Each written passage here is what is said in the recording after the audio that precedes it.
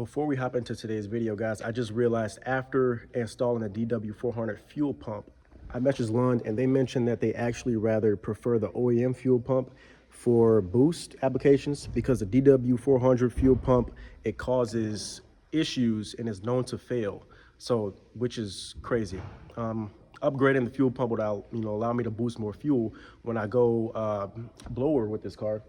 But they prefer the OEM fuel pump. So right here is the OEM fuel pump, and inside the car with today's video, I'm just going to show you guys how to do the fuel pump basket install, which we're going to do.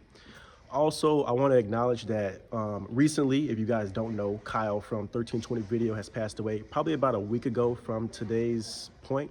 So I just want to acknowledge that, say rest in peace to Kyle, because as you guys know, everybody here has seen his videos from 1320 Video or has been inspired by Kyle's videos. So in today's video, we are going to be installing, what I have here is a pre-built fuel pump basket right here. I got it from my buddy that had his Mustang Procharger. And inside of here, we got a fuel pump that has already been modified to fit inside of here. So with this thing, it's a Dw400. With the Dw400 fuel pump that we got on here, it's going to allow up to 1,000 horsepower on pump gas, 93. And then it's going to allow up to 750 on E85. So this is going to be perfect for the Procharger setup. Inside of here, we already took out the rear seats. The rear seats, there's like a clip right here. You will just like push in and then the seats come up really easy. It should take literally 10 seconds. And then we're gonna be working right here where the original fuel pump basket is gonna come out. And I am also here with Brian. Yo.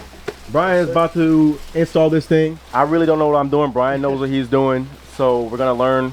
It should be pretty simple. It should be pretty simple because this is just a full replacement.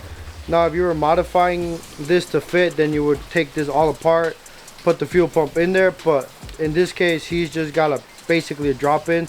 So we're going to take it out. Once you see where, we'll take it out and we'll compare.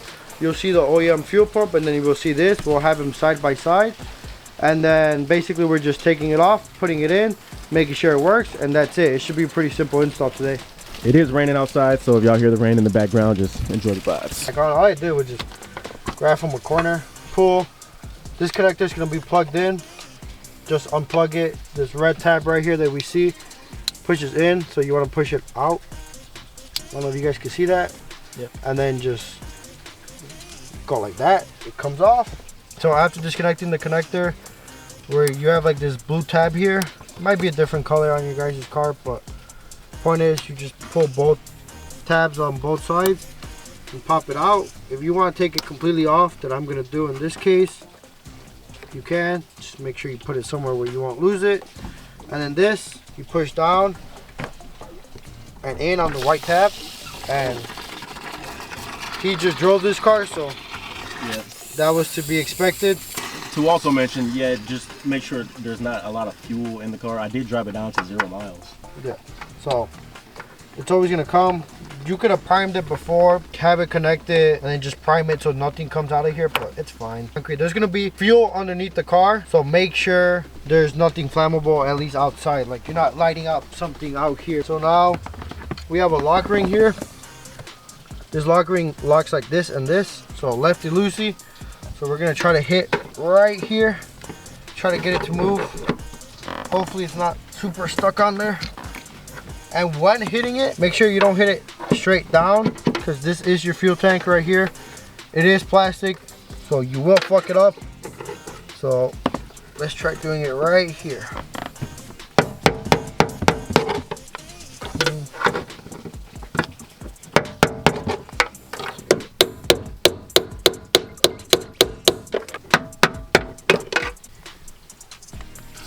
This might be the hardest thing about the install just because of the corrosion.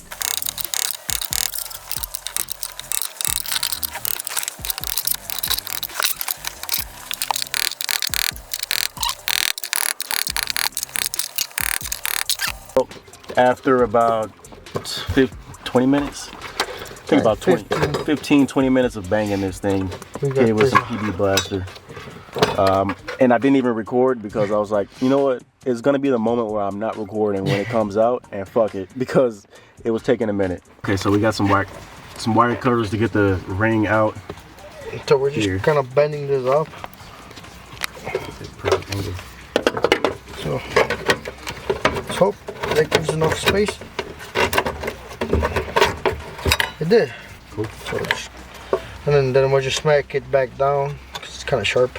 So there is a level sender somewhere. You see this? Where? So right here, the level sender. So that level sender, where's the... right here. Yep. So that tells us that there's a floater that way. So we're gonna have to kind of tilt this thing in different ways. So like the float's actually that way. Yeah. So we're gonna have to. You can see there it's kind of bring it out and sideways. Again, if you guys want to put mats underneath the car, that'd probably be recommended because more fuel is gonna come out through here. Once you have it here, kind of same process. So once you get it out, be careful not to try to get it all over anything. Wipe out. Okay, we're just gonna leave right there, and then we're gonna clean up all the way around it, and then put the new basket in. All right, so I know you were mentioning that in here, I got this used, guys, from my buddy, and in here we can see that connector there. There's a piece that gets kind of burnt. The pin. The pin in there. Like you can see it right below my finger, how it kind of has like that burn spot. Yeah. And that's just because you're running a bigger fuel pump. At a later date, you might want to just upgrade the whole fuel pump top hat or like the whole assembly. This is what you would call basket. They sell aftermarket baskets with the fuel top that can allow you to run a thicker gauge wire. That way that doesn't happen, because this is pulling too much amperage because it's a bigger pump. We can actually see, if you zoom into here, you can see how big the pump is compared to the OEM one that we can see on this pump over here. Boom, this pump. Yeah, compared to this. Compared to the OEM one. Yeah. So this is what I was saying by it's a pretty easy install if you buy a pre-built one, because take this one out, put this one in, and we're done. Now, if you were to just buy the pump, you can make it modify it. You can modify it to fit it in here, just like you did to this. But in this case, we're just gonna doing the drop in. So it's easier. Push this in, like the hose in, and then like in and out, basically. Okay. So like when you push it in, it kind of like releases the tension off this, and you're able to just click this and then just pull back. Okay. So yeah. So you kind of want to position it in the way it kind of goes. How it came out? Yeah. And the way we're gonna be able to tell is because of the floater. So once you get this on there, just make sure it's actually on there. You can see now it's actually on there. Yeah, we heard a click there. And then, so what we're gonna do is, again, put the floater in first, put the hose in first, and then just kind of wiggle it in there. It'll go in there. Bada boom, bada bang. So it's in there now. It's in there, but the thing is now we have to compress it. Like I said, now we're kind of just here. It's in there, but you can see that you need to compress it to make it sit flush. So we would compress it, and then this is when the ring comes in. Got on the lift. Let's see.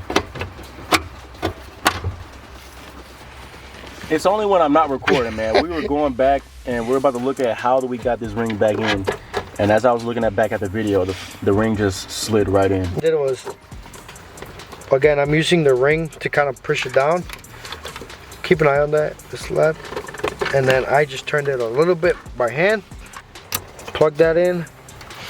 Before I tighten this back up, we are going to test this. Plug this up, that's plugged in, lock it.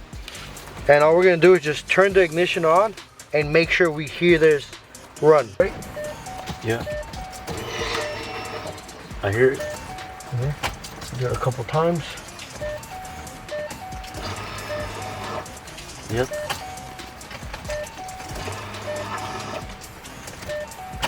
Actually, let's just start it. Let's just make sure.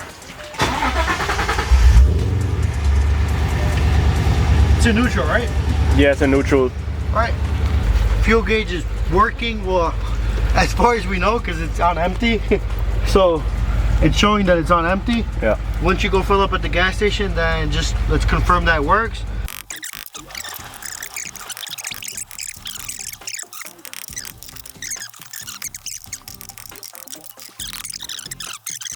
Go 5 minutes later, we got the ring back in, and as you guys can see there, the pins, they are all the way to the end. So if we were to loosen it up, it would have to go all the way this way, but now it's all the way tight back to the edge right there. So get it back all the way tight as Brian recommends. I can't remember. Pull on it. Should cover. All right, Brian's gonna go ahead and start up the car.